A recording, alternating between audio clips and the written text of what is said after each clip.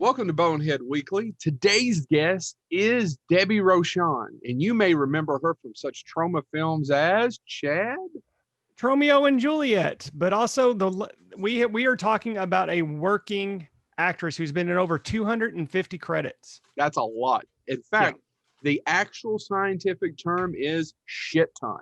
And not only has she been in over 250 credits, film, TV, whatever, she has done extensive writing. One of my favorite articles of all time was in Fangoria. She called it Diary of the Deb.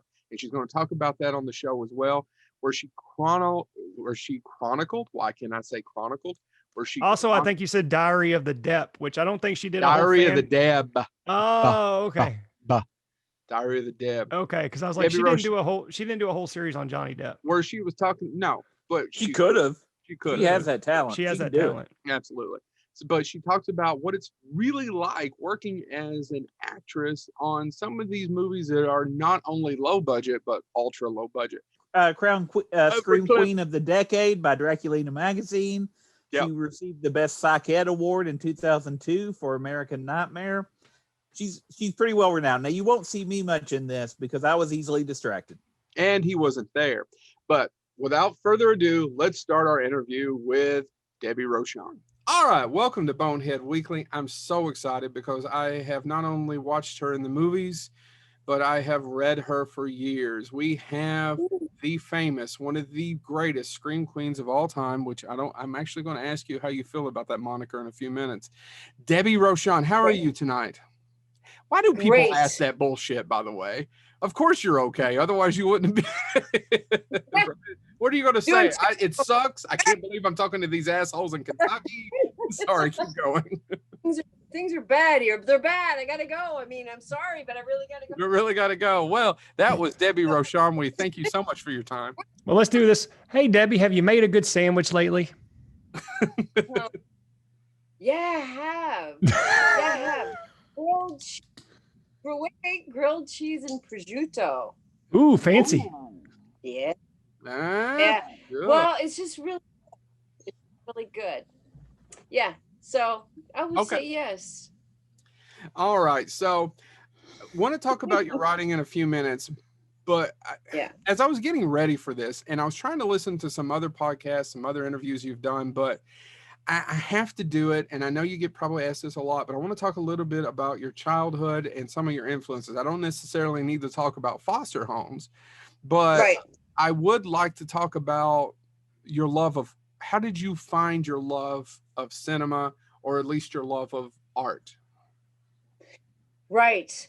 Well, my love of cinema, I was influenced by seeing a few movies when I was very young, and I did see like science fiction and stuff like that when I was really young, and Twilight Zone when I was really young. I can't say that they changed my life at that point. I think when art truly changed my life, I think it was when I was in London and I was at the Tate Museum, and I saw, like, Picasso, Dali. I think Dali was the first painter to like blow my mind, because I hadn't seen anything yet. So you have to understand, like, put yourself in the mindset of never having seen anything more than maybe cartoons and newspapers, right? Or cartoons on TV, like Warner Brothers stuff or something. That's good, but and I think I just like saw that, and it made such a big impression on me that I became like really obsessed with museums. By the time I moved to New York, I was constantly at them, and there was nothing that I didn't like, that I didn't find something, even in the Liechtenstein stuff. And I'm probably pronouncing it wrong. That's okay. Sprechen Sie Deutsch? Nein. Keep going. Yeah, it's pronounced Frank. There you go, Frank stuff. You know when Frank was just painting the perfect squares. Yeah. I mean, just I would go in, I would go, wow.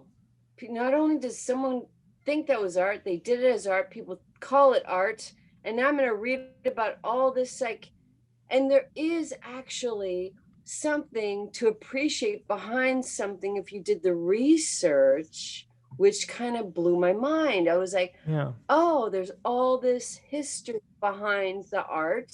Anyway, long answer to, Yeah. so then painting really became like the biggest art form.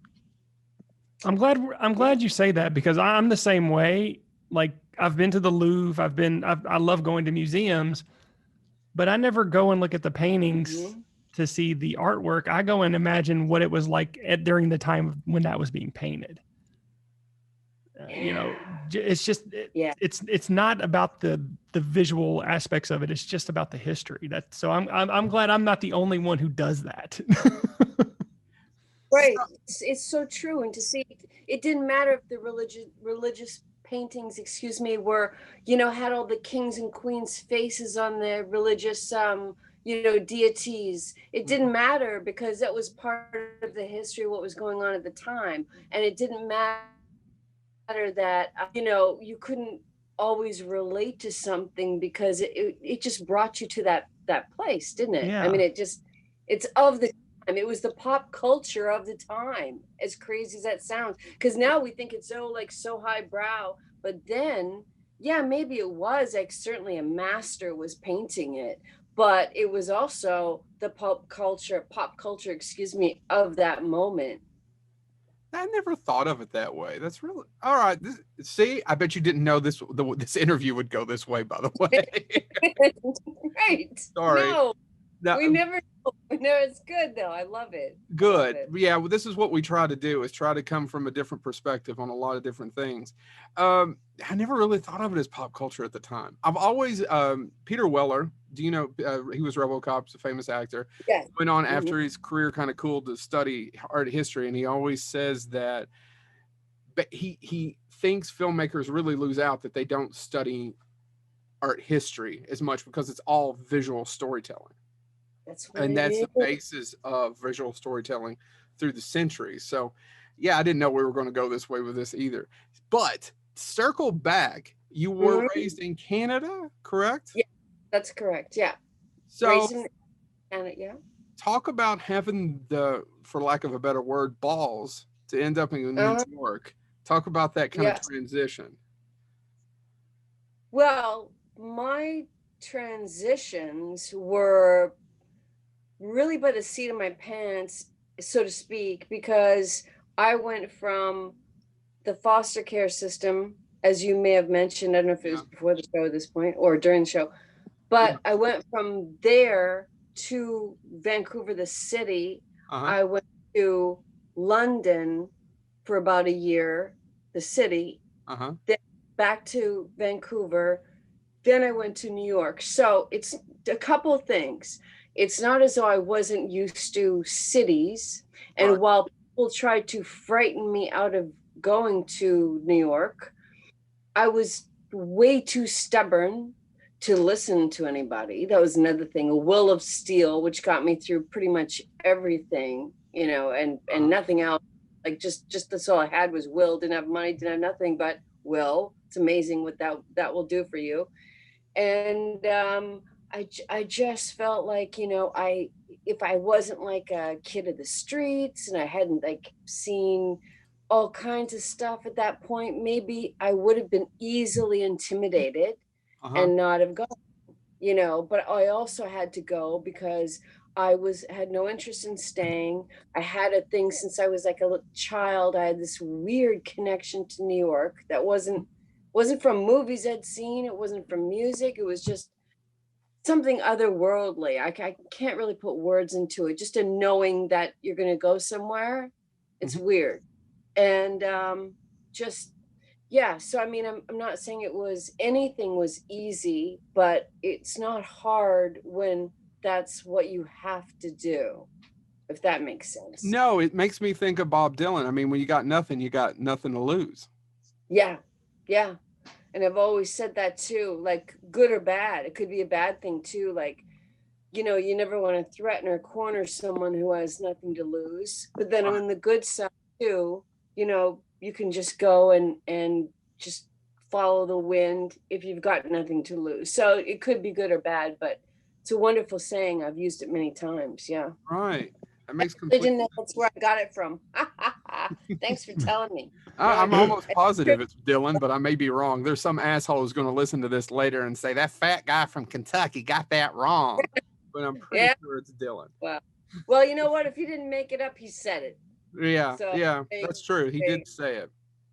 So what I'm hearing though is, a lot of people have an obsession with either acting or movies or just all the television. Like there's something that I don't hear that out of you about your story.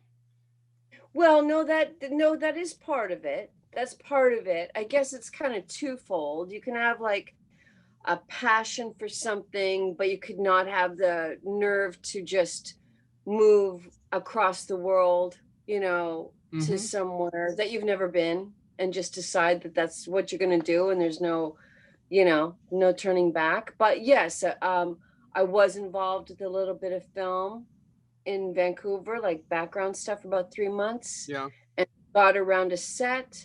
I've said this many times, but this is really like sort of the clincher, is that I would always, as an extra, I was always trying so hard, like whatever the assistant director would tell us to do, because Lou Adler, who did Rocky Horror Picture Show, he wasn't directing the extras.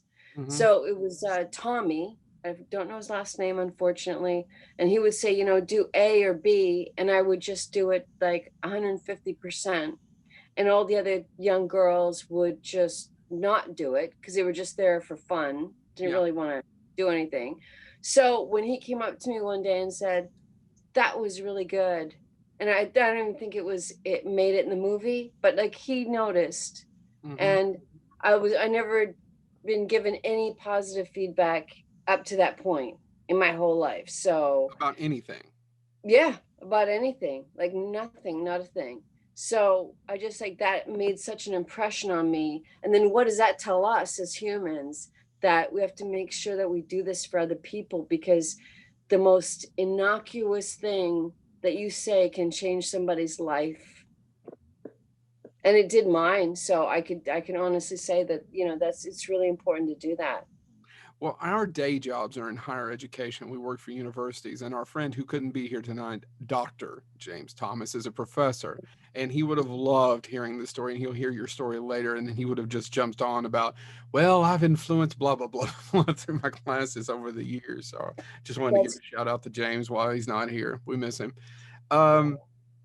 So you, with that really tough childhood, you're just tough as nails. So being able to go from one low budget film set to another, you were just raised for it. Yeah. Isn't that the truth? Isn't that the truth? Yeah. But, like everything's kind of double-sided sword in so many ways, because while you're willing to do it and you're willing to be the person to like give it your all, not be the asshole, not be demanding, and therefore, the trajectory of your career will be also influenced by the way. But so long as you're happy in what you're making art-wise, that's what I've always said, like that's the main thing. But when you're super easygoing, you're glad to be somewhere, and you just all you want to do is throw your project. What happens is a lot of people, they take this for granted. Yeah. And they tend to, if people are more difficult, if people demand more money, if they are fill in the blank, they will kind of command more, I guess it's respect. Well, it certainly is high maintenance. Yeah. And so quite often, you will be sort of left to your own devices. Oh, Debbie's good. She's good. She's, just going to do her own thing. I don't have to worry about her. Or in some cases, people haven't always been so nice. They're sort of like, well, they take advantage of it, and they mistake that old saying. We're going into another old saying here. We got a lot tonight. That's okay. They mistake kindness for weakness. Yes. Kindness for weakness. This is the case. And in those cases, I will continue to do my best because I've always known that what you do on film is what lives forever, not the experience of making the movie. Yep. So you continue to do your best. You walk away, you just don't work with them again. Yeah. Because you've left on tape or film the best you could do, but you just don't work with them again.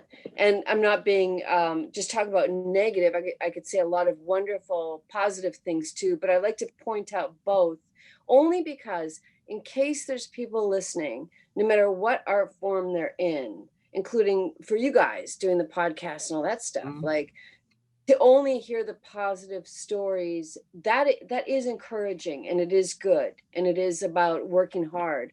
But I'm here to say that, there's tough times. And I think that what you need to really do also is you don't have to work with anybody who doesn't treat you well. But say you come to the realization in the middle of a movie, probably the best bet is, unless you're in danger, and then you should leave in some way, you're in danger. But just remember that all of this drama and silliness that may be going on the set, possibly, when everything's said and done, all the audience will ever see is the movie. Yep. And your performance.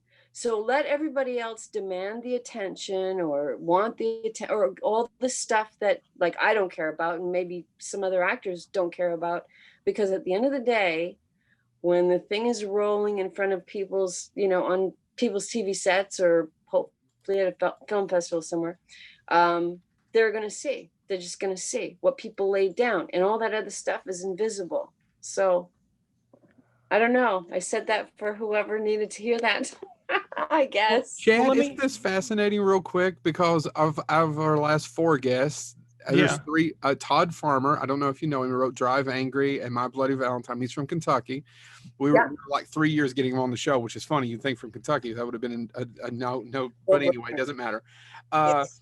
He has a great story about, he had written a Nicolas Cage movie, and still a few months later was living in his car because things didn't work out. Yeah. And we've had several on lately who have talked about just how tough the business can be. So it's funny that you brought all that up without really me asking you, because it kind of goes along with several of our guests that we've had the last couple of months. Yeah. And if you guys ever talk to Tony Moran, he's another one that will have you on the edge of your seat. Yeah. So you know his story. I don't know all his story. We've only met at conventions. He's never been on the show. Oh my God. Have him on the show and just get him to talk about the rough years, and you won't even believe it. You won't think that before he got into the convention circuit, because I was around, I had done a movie with him called Beg, and he had done that was in Boston, and he had not done any conventions at that point. So his first couple of conventions, I just happened to be there just by coincidence. And it blew his mind that he could actually make some money that he well deserved, by the way. It's not like it's all about money. He was enjoying meeting people. But here's a guy who went from literally living in his car, for a long time, had a really hard life. And, he's the first one, I'll tell you, sister was on Happy Days. And so when he did the Halloween movie, he was didn't really care. He's just a guy in a mask, took it for the work, like most people. They didn't know it was going to be a cult classic. And, and now he gets to finally, after all these years of struggling, with all kinds of stuff that he struggled with, he could tell you the stories. But it's nice to see him now finally being able to, live a much better life and all of that, because he deserves it. He's a good guy. He's a good guy that's been to hell and back. Yeah. Really. So yeah, he's another one. Okay. I'm sorry, Chad, I cut you off earlier. No, it was just going back to this, if you have a bad experience on a film set. I mean, your list of films is amazing. I mean, You're approaching James Hong numbers. I hope some people get that reference. I don't. So tell me what it. So James Hong is this he played the villain in Big Trouble in Little China. Okay.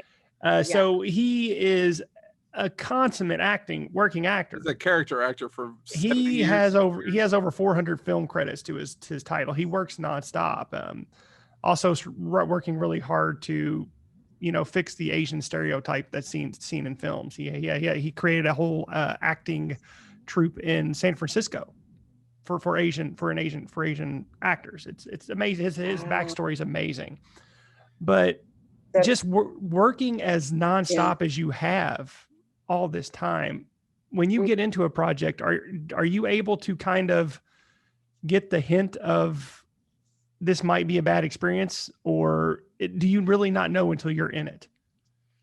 Quite often you don't know until you're in it. Like sometimes you can, because why would you go otherwise?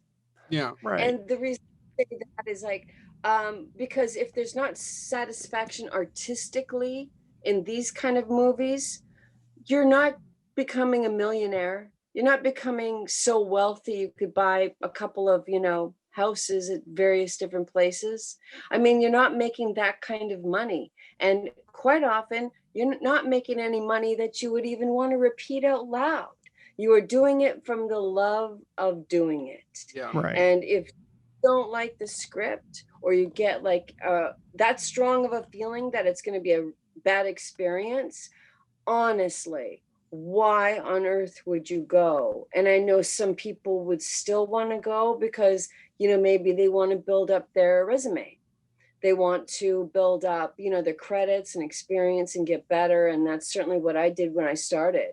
I probably made no kidding, I made no less than at least 30 NYU student films, thesis films, like acting in them, at least, in the Tisch School for the Arts in New York, and all the film schools that needed actors. I was constantly making movies with them, from their silent movies the first film that they ever make when they're in school, make a silent movie. They make when they cut it to a music video.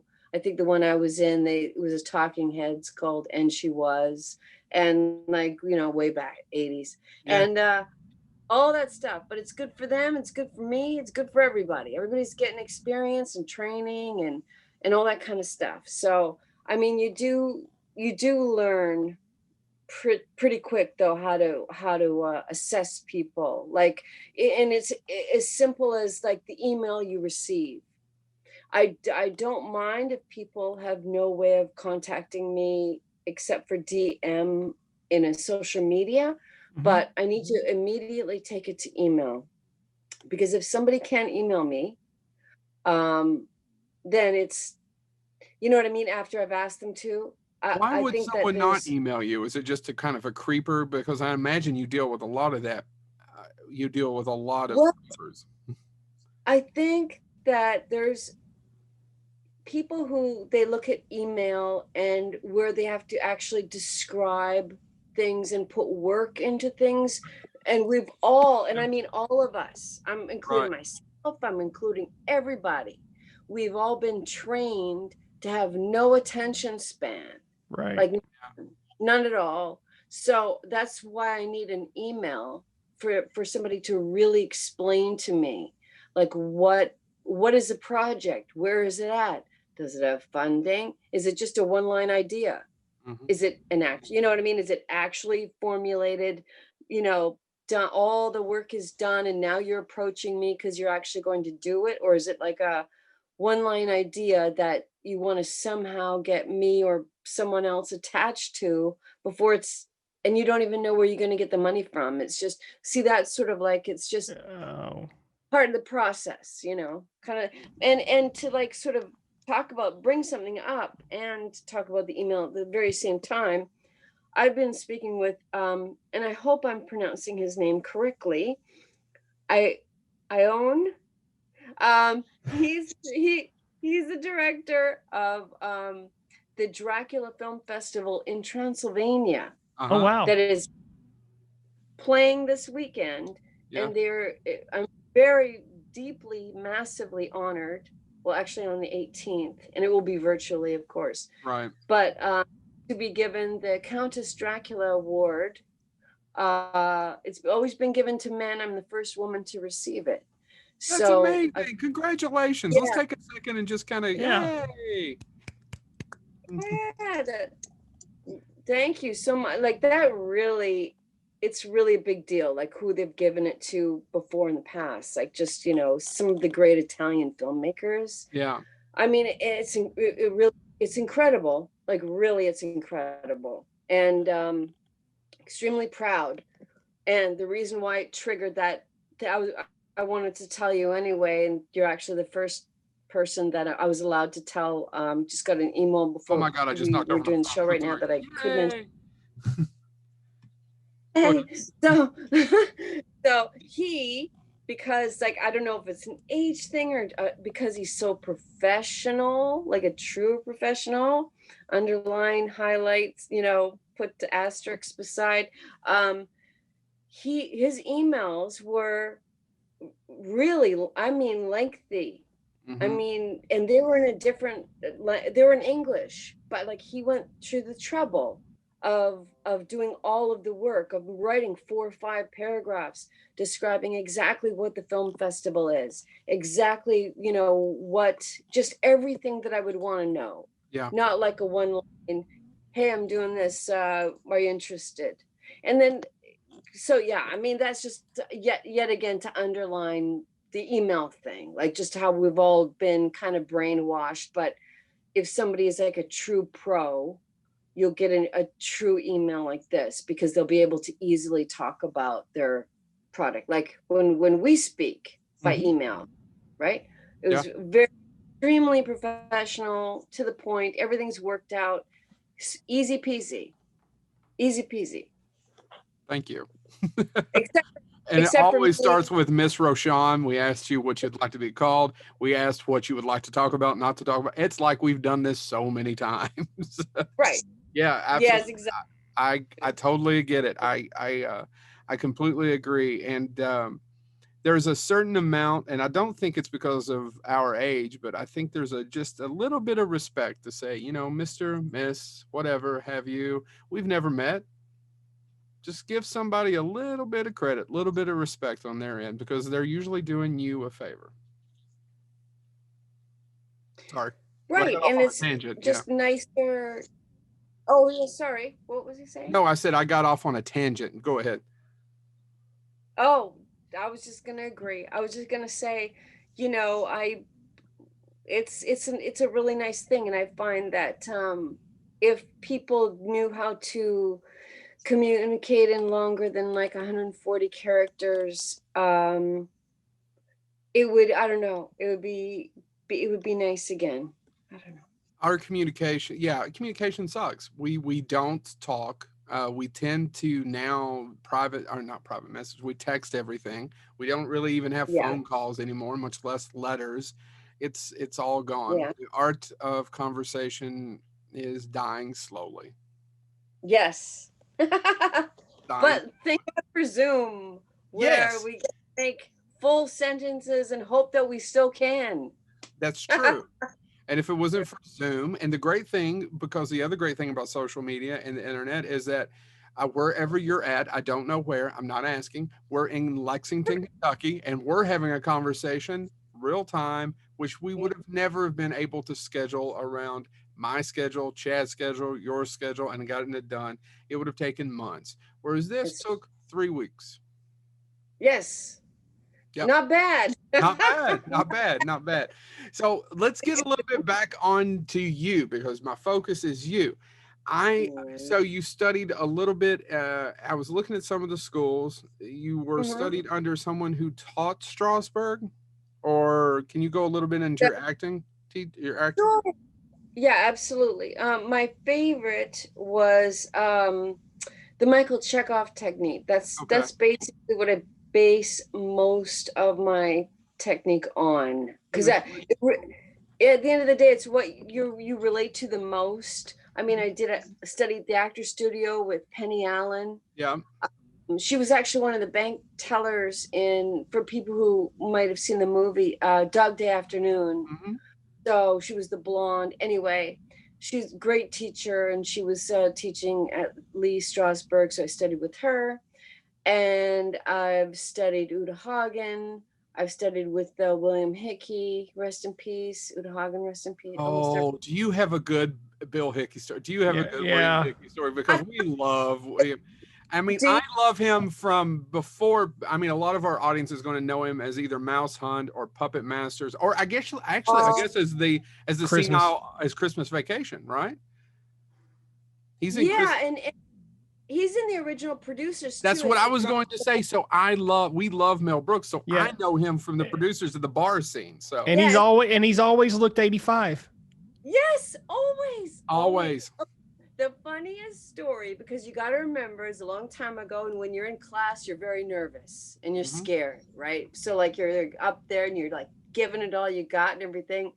Well, it wasn't during like one of the scenes. I did learn an awful lot from him, by the way, like really, like so much stuff that I could get into after the story if there's any interest. But please, we listen to what the funny thing that he used to like go on and on about in class, like constantly, and some of the actors who, they didn't necessarily care who he was so much, they kind of got bored, but I was like really fascinated by this stuff. I was like, that's really interesting. He would say he had a dog and he lived alone with the dog, and he would get very angry if people would ask him, does the dog know how to sit? Does the dog know how to walk? Or answer any commands. And his whole thing was, let the dog be a dog. Don't, train it to be like, a monkey in a circus. And I found this fascinating because, a lot of people would like to have like a well-behaved dog, and there's certainly nothing wrong with that. They want to learn. Dogs always want to learn. But he was so adamant about that, walking his dog in New York City, and the dog going all over, and intentionally not being trained to do anything. Not stay, not sit, not walk, not nothing. Like nothing. And he was like, and why should the dog? The dog is an animal, and it should be free to do what it wants to do. And I was just, who is this character? But he was really passionate about that. So that was fun. I'm telling you, so you're going to be episode 155, 156 after 3 or 4 years of doing this. You're the first person to give us a William Hickey story. I know. So thank you. Congratulations. Thank you. Hey, awesome. I'm hoping that you don't get asked about it from a lot of other interviewers. I'm hoping we're going to. Nobody's ever asked me about William Hickey. And more importantly, I'm thinking of that dog being a Saint Bernard, which makes that scene a whole lot funnier. I know. And he was such an artist, like William Hickey, truly though, for real. And so he was so pure that I'm sure he kind of looked at his dog as being like a pure dog, if that makes any sense. Yes. I was like watching him, and I was kind of equating it that way. And just to be influenced by all these completely different people with all these very strong opinions, and then having to just take bits and pieces from different schools of thought, like something that I really took from him that he felt very strongly about is, as an actor, what is your secret? But a secret that the audience will never know, ever. You just carry it around with you. You never show it, tell it. It never comes up. It never gets exposed, but it adds yet another layer to the performance. And that's like a big, big one that he was into. And of course, so then I learned from him. Okay. Because the school of HB Studios was more of a, Stanislavski style, where you would write a book about your background, and it's important to know your background. But I can tell you, for me personally, I wasn't relating to information about a character. I was more the Michael Chekhov technique, which is the physicality would speak to me more. It's not outside to in the negative sense where it's all fake. It's deeper than that. It's the outside to in. It just is deep, but going from the outside to the in. Okay. To sort of simplify it. Yeah. Who were some of your contemporaries at the time? So you're in New York in the 80s, so I imagine you're going to classes with lots of people that have went on to do some great things. So I'm kind of curious, who were some of your contemporaries? Well, it's funny. I was in the class, and it's terrible that I can't remember her name. She did not go on to do things, but she was at that time doing things. She was an actress. She was in a really bad 80s movie called Fast Forward, which some people know that are into hardcore, like dance talent fame type movie things. It was one of those. I'd have to Google it. You lost me on that one. I'm sorry, I'm not nerdy enough on that one. No, that's total nerd. It's like absolute a fame type of movie, right? Fast Forward, that's what it's called. And so she actually came to class because she was auditioning for to be Tom Cruise's girlfriend in what was the pool remake movie he did? Color of Money. Color of Money. Yeah, thank you. Thank you very much. The Color of Money. And she came close to getting the part, but she didn't get it. And so I think that inspired her to want to take classes because she got very close. So, and I don't think she went on to do anything. But let's see. There was Adrienne Shelley I went to school with. I was in a movie with. It was actually Spike Lee's editor, Barry Brown, his first movie. It was called Lonely in America. It was a comedy, and that was done about 88. And she had a part in it. I had a part in it, and I'd known her from HB Studios. And she went on. She did like a lot of stuff. It was definitely New York indie centric, but she did a movie where called Waitress, where she directed Nathan Fillion, and she kind of became like a indie New York director, but of non-horror movies. Like, she was in all of Hal Hartley's first movies, like the names of his first movies. Oh, I know. I'm going to have to Google them up. I've actually seen Waitress. It's a really good movie. Is that the one with did she not pass away before Waitress came out, right? Yeah, she was murdered, right? Yeah, she was murdered. Yeah. She was, her and her husband and her daughter, who was very young when it happened, lived in another place in Greenwich Village, and then she had another place for her writing studio. And there was a worker that she had told to keep it down because she was writing, and I guess they were undocumented, I believe. And so, as opposed to, and then I believe the story went, and I correct me if I'm wrong, somebody, but I believe that I don't know. I'm only a fan of the movie. Yeah, she was telling the person that she was going to get the police, and I think that freaked them out, seeing they're undocumented, and they killed her. And they tried to make it look like a suicide.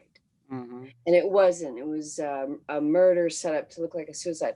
Very sad story. But yeah, she had done like a number of nicely leveled movies as an actress, and then became a director and did the movie that you saw. Yeah. Now, horror has been your bread and butter. But I wonder now, especially that we've talked about 40 minutes, it doesn't seem like you weren't gung-ho. Is that just how it happened? And you wanted to work, and that's where the opportunities were?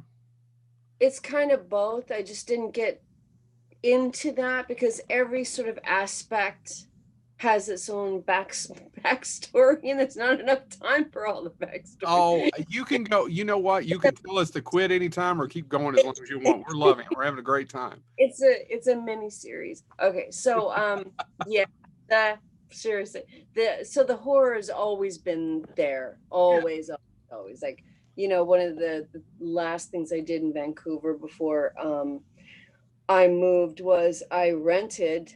That's what you did back then, folks, in 1983. I rented a VCR player from a video store. Anybody remember that? You guys? I do. Yep. The player, Mm-hmm. you know what I mean? 'Cause it was so much money. So I rented that. I think it was like a 2-day minimum or something. And I watched. What did I choose? Texas Chainsaw Massacre. Well, that's a good one to start with. It's a good one. And I had always wanted to see it because the rumor was back in '83 in a small town that it was a documentary. Oh, really? Yeah, I've heard that. Pretty much. I mean, that was like how people were talking about it. Like, this really happened. Like, and so in your mind, especially when you're very young, you're like, oh wow, like really happened. Holy cow! And it's got that feel, right? That raw feel to it. So it's fantastic. And you're watching, just scaring yourself at the thought. But so I've always been a fan of horror movies, and so I've been drawn to them anyway. And then I think what you put out there too, and what you put the work into, it's not just one or the other. Sorry. Yeah. But I've always liked horror for two reasons. One, the women, especially back then, and continuing to this day, but especially back then, the women had roles that were far more interesting than any other genre. Yeah. Drama, comedy, boring. Like, you want the good, really intense roles. That would be horror movies, wouldn't it? And I wanted to do stuff that was intense that I could relate to, because I had a lot of intense feelings from growing up the way I did. Yeah. So I wanted to express them. And then I also liked action. And in horror movies, there's a lot of action. So it was something that just came together, really, of two loves that I didn't even have a name for it at that point. But that's what it ended up being. Okay. Mm-hmm. So I'm trying to think of how to ask this question. So how did you survive and circumnavigate through the 80s and 90s? What I imagine would have been, specifically in lower budget films, a ton of, I can't think of a better way to put this, but casting couches. And now has a lot of that's come out, thank God, right? And a lot of it has been brought to light, and that's great. And hopefully the industry's changing, but I don't know that it's changing as quickly as it should.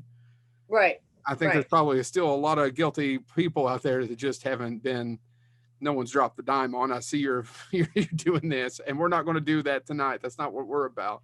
But I'm so excited to be able to ask you about that and your own experiences. And how, because for you, I'd imagine you were tough. I'm hoping, I don't know, I'm just assuming, for someone whom I've read and now I've just talked to for an hour, that you probably had an easier time of circumnavigating that, right?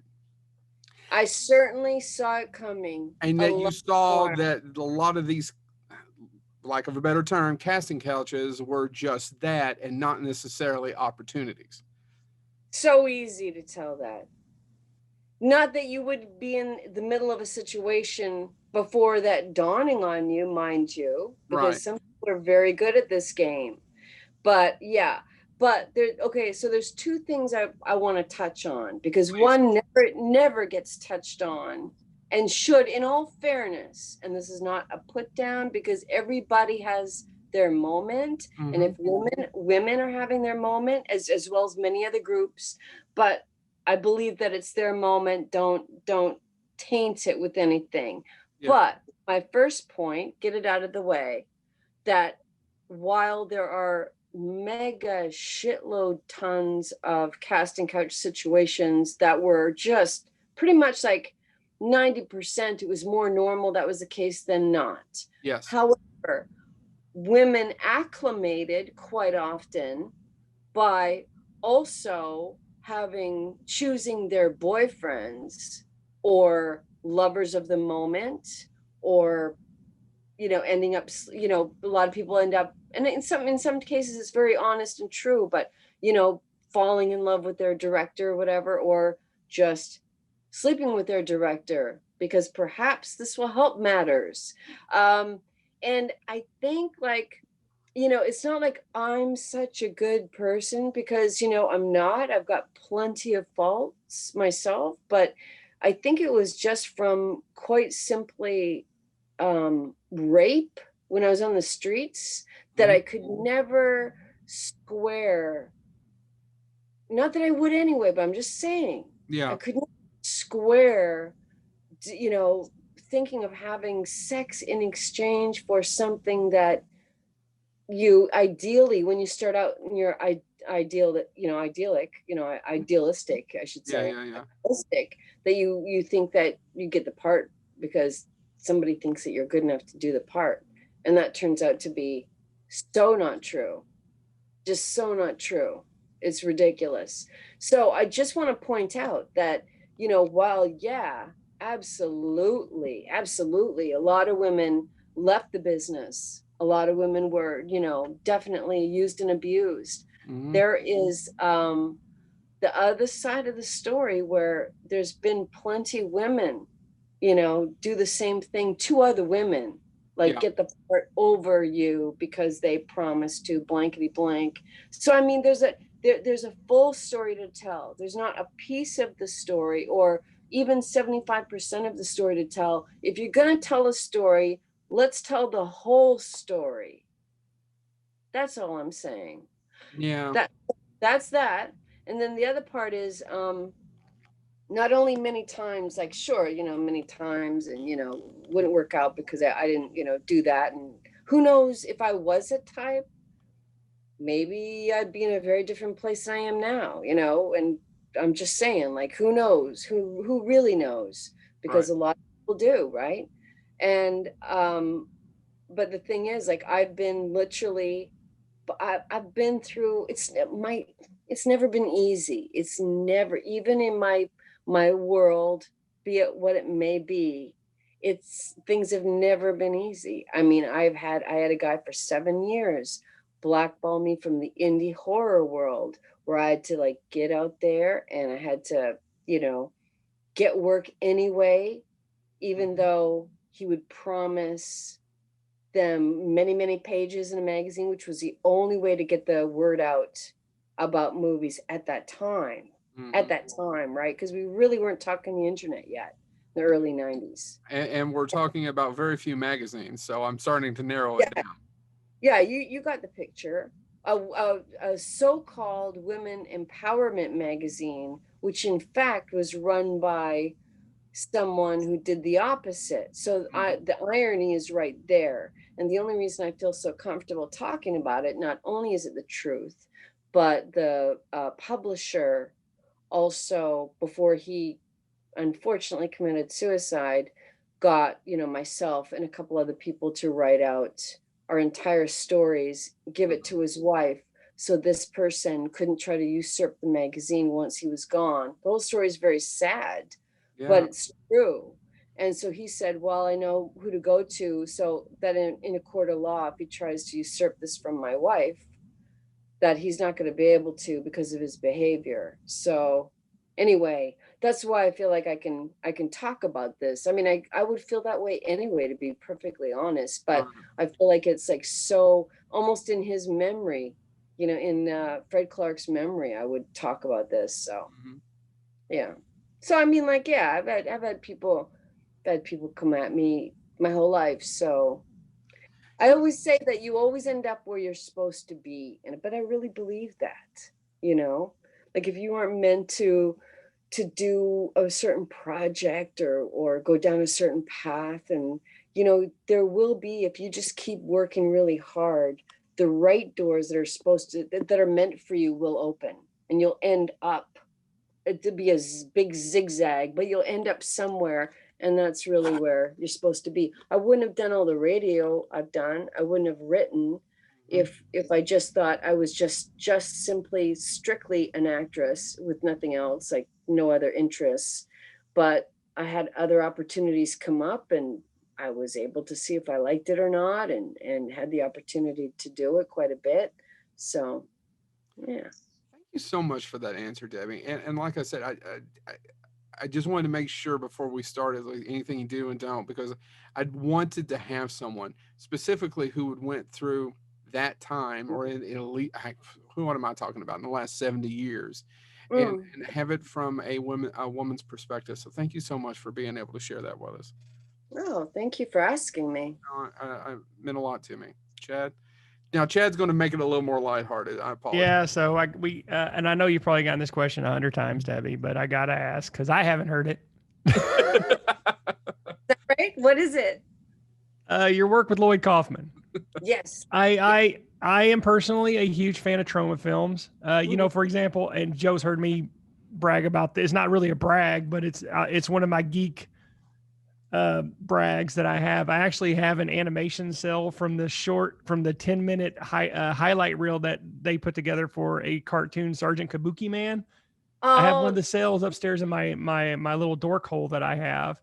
And so I've just been a big fan of Tromaville. So I have to ask about how you got started working in Troma, any great stories you have about Lloyd himself, because again, huge fan of Lloyd. You know, we've not got him on the show. I've met him. Yeah, we haven't got him on the show yet. He's one of those gets that I would just die to have and just have a conversation with. You know, I probably can't do Lloyd justice, to be perfectly honest with you. I can't. It's impossible because there's just too many stories there. I met him in 92, and I've known him and worked with him ever since. I mean, that's the beginning. That's the tagline of this movie. That could be a movie. And I had written an article about him, and he got me to do some modeling for new poster art or new box cover art when they would pick up titles that didn't have any or had like really bad stuff. We would make equally bad, but it was more traumatized. So we would have wonderful, funny, you know, photo shoots to make box art and stuff like that. That's how I started. And then, you know, I'd represent Troma by all of us going down to stuff like New York City Hall. And you would see people like Dustin Hoffman and Mr. T and all this bizarre group of people. And then there would be the Troma team. And, you know, because it was all kind of mixed in, it was still, the Toxic Avenger wasn't really that old yet, because it was still like 92, 93. So they were invited everywhere, of course. And then Comedy Central came along, and we started doing bits for them. And they had movie marathons all across the world, really. Like in the UK, they had a TV show, and like in Germany, like everywhere where cable was starting to like really get some traction. But they were all starting out, so they needed to fill their channels, right? So they would do marathon with Troma, because that'll be like not expensive, and we could fill up airtime, and then as soon as any one of them got anywhere, they would like dump Troma, wouldn't show Troma anymore. But when they started, they sure did.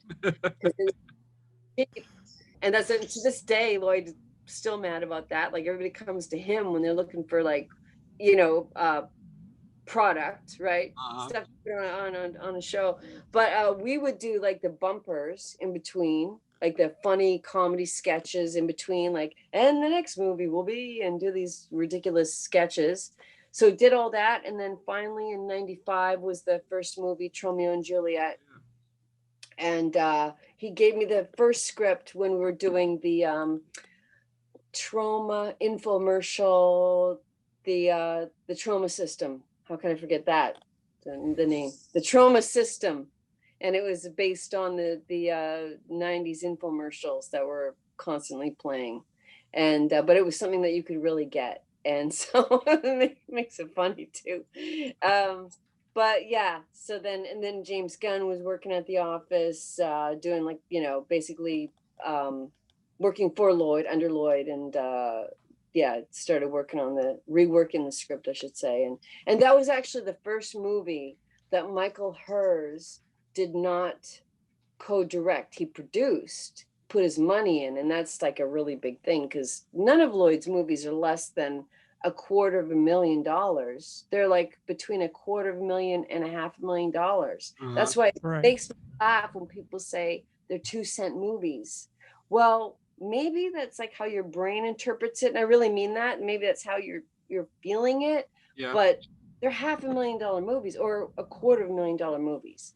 Yeah. So they're not 2-cent movies. But what he's spending money on is different than, he's not spending it on cast salaries. He's not spending it on the usual things that cost a lot of money. He's spending it on, special effects and, insurance and locations and, all of these other things. Yeah.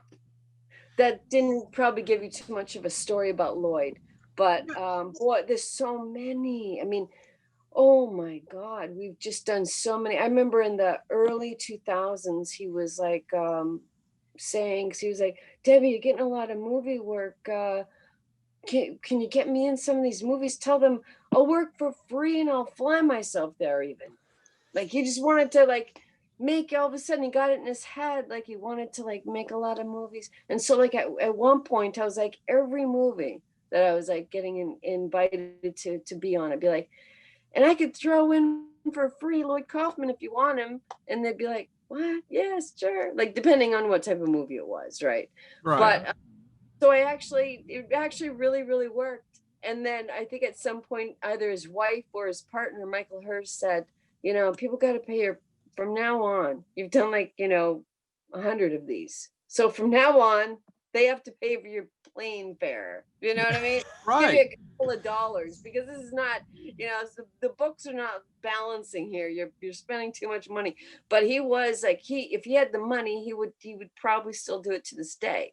Like, fly himself everywhere to help the people. And he always said, like, not only does it help keep his name out there and he loves doing it, that's big, but also he likes to give back to the filmmakers that worked for free for him. So it's manyfold and good heart, very, very good heart. But yeah, so he, you got to pay his flight now, folks. Give him a couple bucks. Oh, I'm halfway considering playing his flight once COVID's kind of hopefully passed. I interviewed someone for a virtual convention about a couple of months ago, and I actually she's going to do the show, but we haven't got the date set down. But she said it's once you've done a couple of, or at least 1 or 2 movies and it works out, then you kind of become part of his family. Do you think that's accurate? Yeah, I do. Oh, completely. Yeah. Yeah, she says you're just kind of dragged into it and it's hard not to like him. Right. It's really hard. And I have actually been through periods with him where, seeing I've known him for so many years, that we have actually like gone through some stuff. Like, and by that, I just mean I've become frustrated with whatever. I can't even really think of it right now. Like maybe it was the conventions, or maybe it was like, it wasn't the movies, but it was like something. And I'd be like, oh, fuck this. No, no way. No fucking way. And I'd be like, Lord, you're making me crazy. Like, I think there was a point like we didn't speak for 1 year. And I'm not like, it's like the rock and roll bands. I mean, how can you really know somebody for this many decades and not have these ups and downs unless somebody is lying to you guys?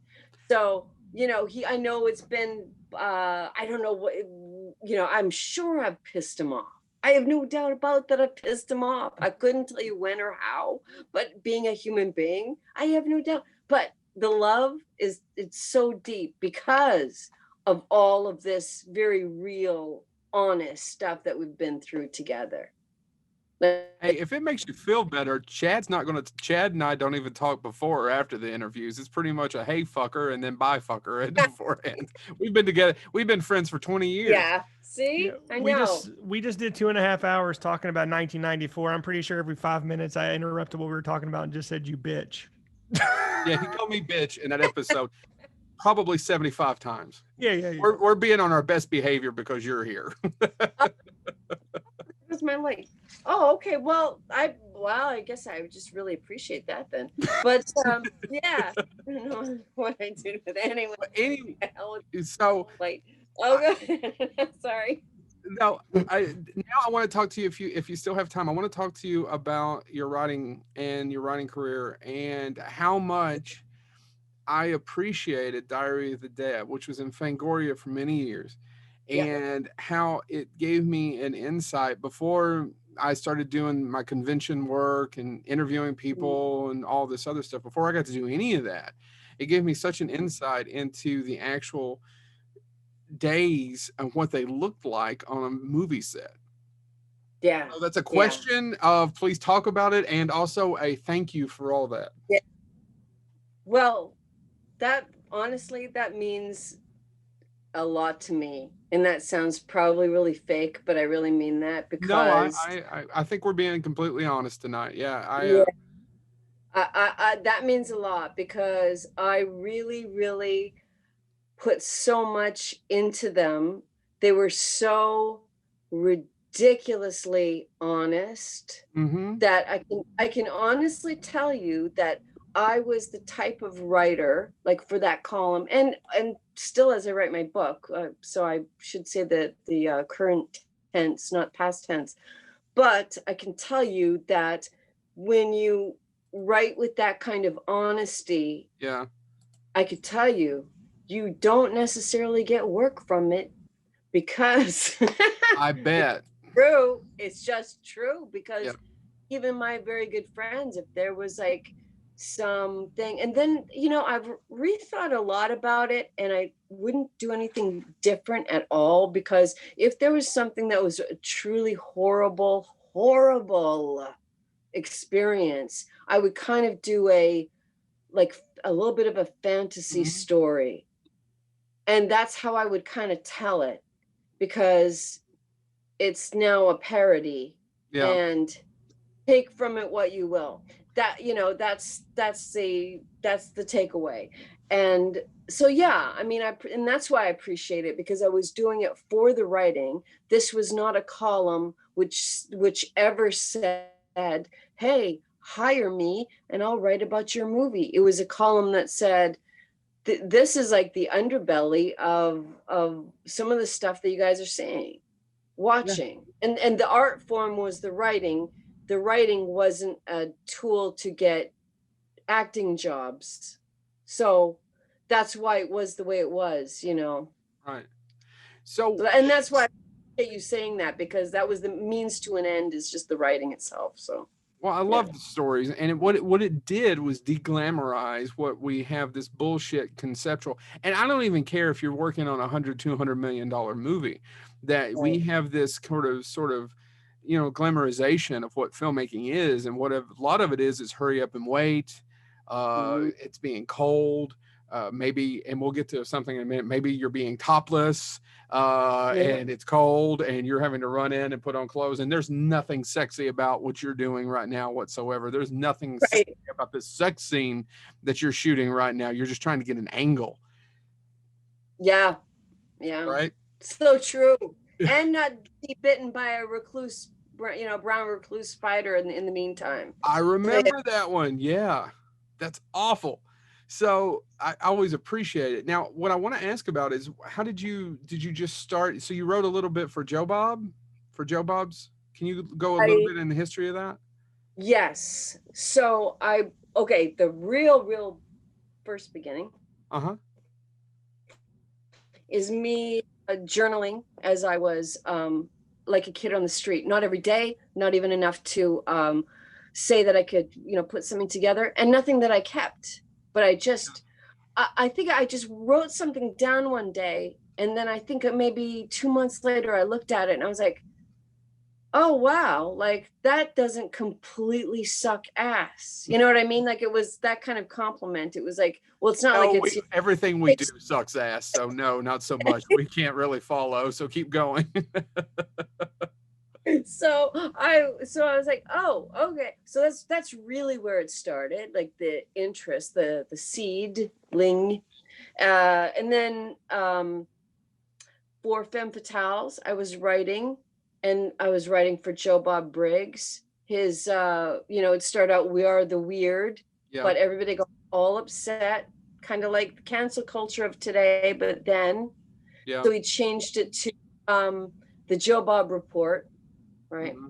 And so I wrote that column until he ended it. Like, he ended up closing it down after a number of years because of the cost, quite simple.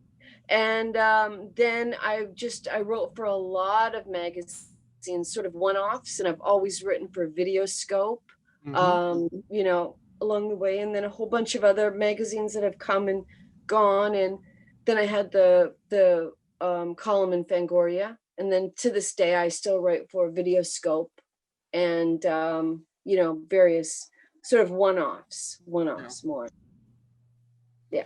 Well, I've always enjoyed it, and I just wanted to say that. And it's great that you were journaling. So you're writing a novel now? You're writing your autobiography? Yes, I am. And it's just from 74 to 84. So it's just, delving into the stuff that happened on the street, getting through it, what the experience was like, the raw, brutal reality of it all. And then that's pretty much the bulk of it. Just like getting through everything that you had to get through, or in this case, that I had to get through on the streets from 74 to 84.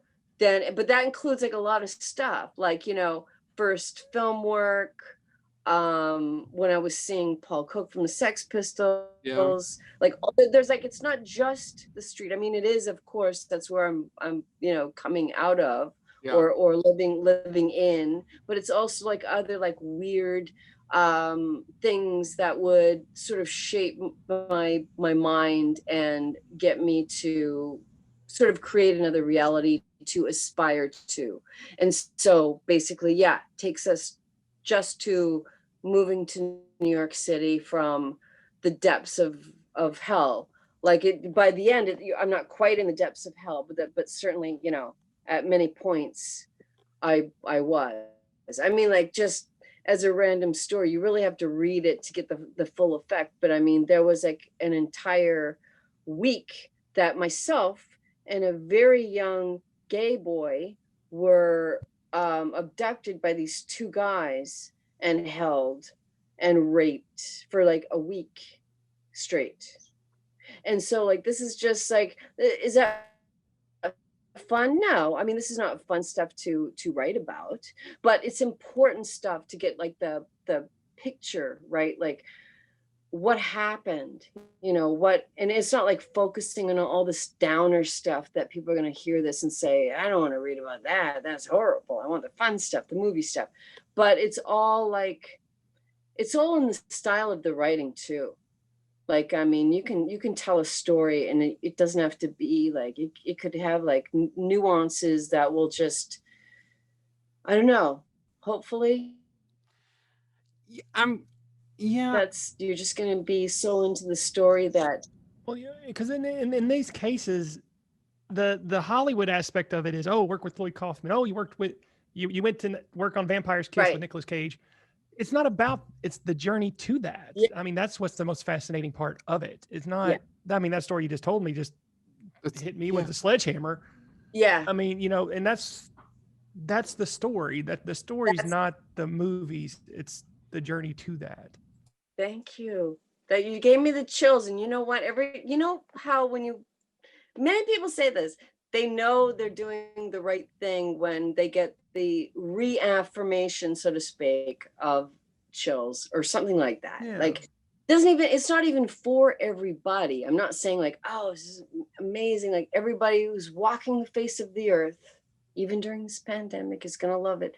No, it's for the people that it's meant to be for. Mm-hmm. And I think those people are going to really, it's going to get to the right people. And hopefully, like, one of my goals is like, without changing anything, but just in being the brutal, honest, fucking honest that I am with this, which is just, I keep saying brutal. It's the only word that I can think of. Yeah.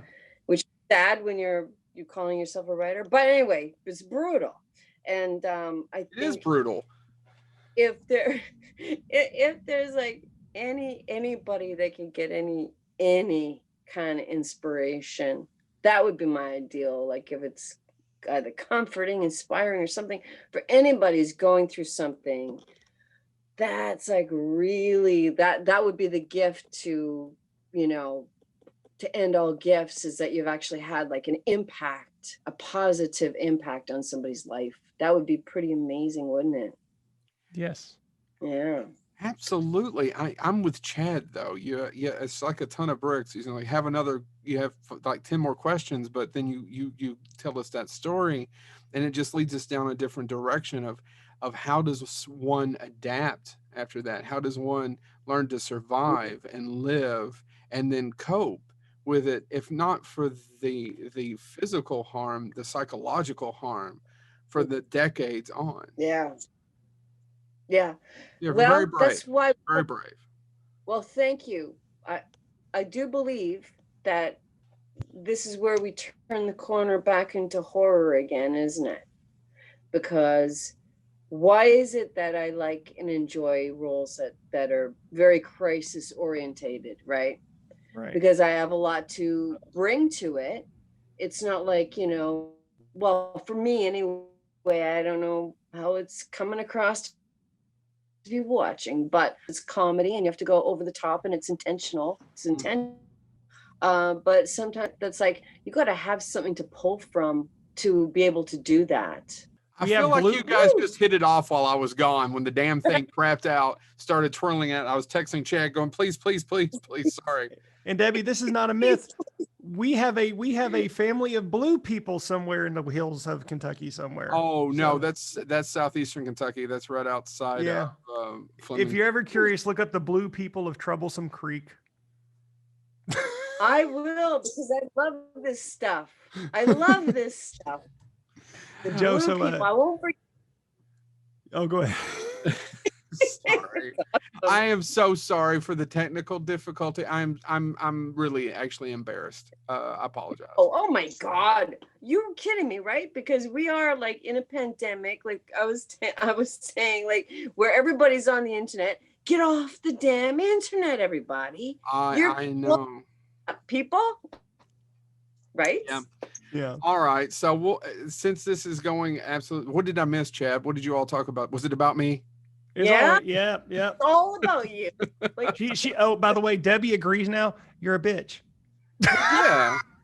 If she knew me long enough, she would have said it. I mean, of course. Yeah. She gets the 2.5 hour tirade, Joe. All right, Debbie. Well, a couple of things. One, I really, when you finish your book, I gotta know, and I want you to come back on the show.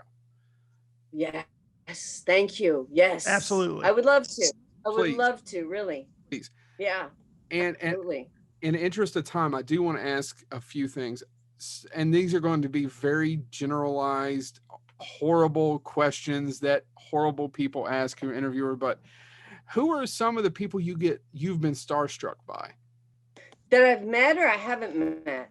Okay. Well, who I would get starstruck if I met Martin Scorsese or Robert De Niro, like, you know, because my favorite movie of all time is Taxi Driver. Yeah. So, they would be two. I would say like it would be.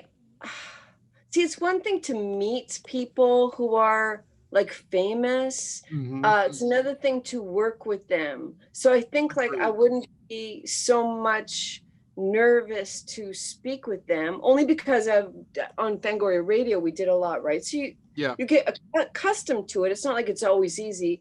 I was starstruck when Mel Brooks was on live in the studio for 2.5 hours. The show went as long as he wanted to go. Like there was no limit, you know. It was a 3-hour show, but I mean, if the man wanted to sit there for 10 hours, that's how long the show would have been.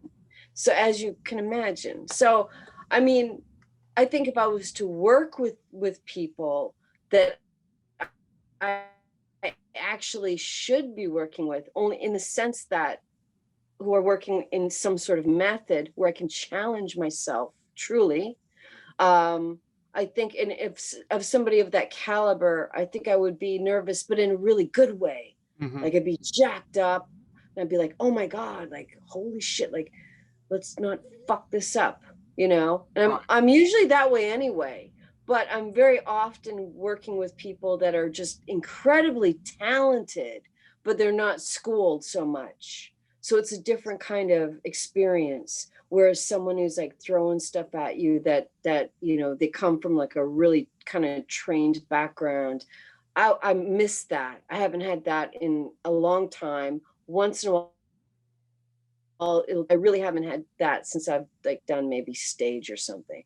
Yeah. So I think that would, if that, it's a weird way to answer your question. No, but I think that's, you know. I completely agree with you, because people ask me how we do and get up on the stage and be 1,000 or 2,000 people in front, and how do you do it? And I always say, why don't you start starstruck? And I always say, well, actually the people, because I'm more like you, Mel Brooks, I probably would be. There's some directors and writers I would be, but Karen Gillan, who was a fantastic actress and is in Doctor Who and Oculus, she was great. So we talked about horror films afterwards and had nothing. So everybody else starstruck, not so much for me. I kind of get what you're saying. It's kind of a job, and these are people. And I always tell people when they ask me what are celebrities like, and I always say the same answer, just like everybody else, 90% are fantastic, 10% are assholes. Right. Just like exactly. Anyone else. Exactly true. Exactly true. And somebody that I had heard, you know, wasn't always super nice, William Friedkin. Yeah. When he was on, super nice. Yeah. Like super damn nice. Yeah. And I was like, you know what? I am never listening. And this is my issue with social media. I am never listening to people again. I will make my own mind up on anything. And that's where social media just wants to jump on people. And I get so disgusted. And I so often want to get off. But you really can't when you have like books coming out and stuff. And I do want to keep in touch with certain people. But this other stuff, like the cancel culture and all this bullshit, who's smart enough? You say something, somebody's got to like run up on you from behind and correct either, you know, it's like they squeeze all the fun out of it. Yeah. Like do, you know, say serious stuff, do important things, but also let some people or yourself have a little bit of fun too. Yeah. Like, you know, stop squeezing the damn fun out of everything. So, and let somebody have an opinion that may be different than yours. Yes, thank you. I've got friends who believe very differently than me politically, and I don't, you know, block them or do all this stuff. I just let them be. We do too. Yep, right? I was dropping in my mail-in ballot today, took a picture of me, and then I tagged our friends who are we're not overly conservative. Our friends are conservative, and we tagged Chad in it going, here, I am now canceling out Craig's vote. Right? And it's just I'm not gonna we're gonna have to live with all these people after this election. They're not going anywhere. No, we're all gonna have to live with one another. No, and I have a couple friends of mine, like I literally will go, oh, like I'll roll my eyes. I'll be like, oh, why? I hope you're deep down joking or something. But I would never, in their case, because I actually know them. They're not know them for years and years. And I'm like, and you think you know them, but then you got to remember, if you're truly a friend, you have to allow people to have different opinions than you do. Yeah. And sometimes being an asshole. Sometimes everyone's an asshole. Yeah, Joe. So Cabin Boy is a good movie. No, it's not. All right. This is an argument that we have all the time. So anyway, Debbie, I know you have to go really quick. Is there anything coming out that we can plug or anything you've got going on that we'd like to talk about before you go? The short answer is I put all like the new stuff up on DebbieRochon.com. DebbieRochon.com. Yeah, that's the short answer, because Videoscope coming out in just a couple weeks. I have a really long interview with Max Brooks. He's amazing. Yeah, I bet. Now you've moved from dad to son. Yeah, I'm getting a family. You did them both. And I did them in the right order. Yeah, absolutely. You did them in the right order. And you know, no, it's true. It's good. No, it's amazing. It was funny. Oh my God. But yeah, true. And yeah, so got a podcast that's coming along. It's just myself. I'm alone, just talking about obscurities, like really weird stuff that goes on. Like we're talking, like the Blue Man. That's what we're talking about. So it's very different. It's not like a horror show. It's horror-esque, but it's a different sort of like, you know, alleyway in the world of horror. And yeah, like, you know, very, very excited to be getting the Countess Dracula Award in Transylvania. I mean, where else do you get that award? That matters. Nowhere. Only in Transylvania, people. So yeah, really proud and working on the book, and yeah. I'm just upset. I'm just upset that you couldn't go to Transylvania to accept it in person. That's the only thing. Fuck COVID that you can't go to Transylvania. Fuck COVID. How amazing would that be? Seriously. Also, it's the Countess Dracula Award, and you're the only female to get it. What the hell? Yeah. I mean, really? Come on. Come on now. That's fuck like COVID. Yep. Fuck COVID. Like, come on. You're taking my moment, COVID. But you know, I could look at it that way, or I'm gonna look at it like, fuck COVID. I'm still getting it virtually, and they're gonna mail the thing to me, so you can't take it away. That's right. And you Nope. You didn't cancel the award completely. You just made it weird. Yeah, you just made the trip. You just missed out on a good trip. I know. So true. It's true.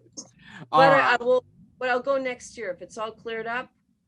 I'll go next year just to say thanks, because I need to anyway. Because come on, exactly. We all need to. Come on. I want to go. Right? Hey, listen. Right now, I don't know where you're located, but the next time when this bullshit's a little bit past, you come on down, and Chad and I will take you to where the Blue Men are, and we will be your armed escorts, so you can discover this on your own. I got it. Chad, you on board for that? Yeah, man, I'm more scared than she is. I'm not. Let's do it. Let's do it. I've got a pickup truck. We'll fit right in. We're good. The Blue Men, come on. Come on, guys. See, I'll get the Conway Twitty albums, and we'll be going. Listen, guys, this was fate that I was on here, because it's bringing us one step closer to the Blue Men. Yes. Right. This is where we need to be. This is where we need to be. So we're going to go ahead and edit. We're going to go ahead and stop. Thank you so much, Debbie. I'm going to stop record. You've been an absolute treat. Debbie Rochon. Please go to debbierochon.com. Check out our new movies. We didn't even talk about a lot of your movies, so sorry about that, but I think we've had a great conversation. Yeah, I think we've had a brilliant conversation, because maybe people have already heard that a lot. Yeah. Now they're something different.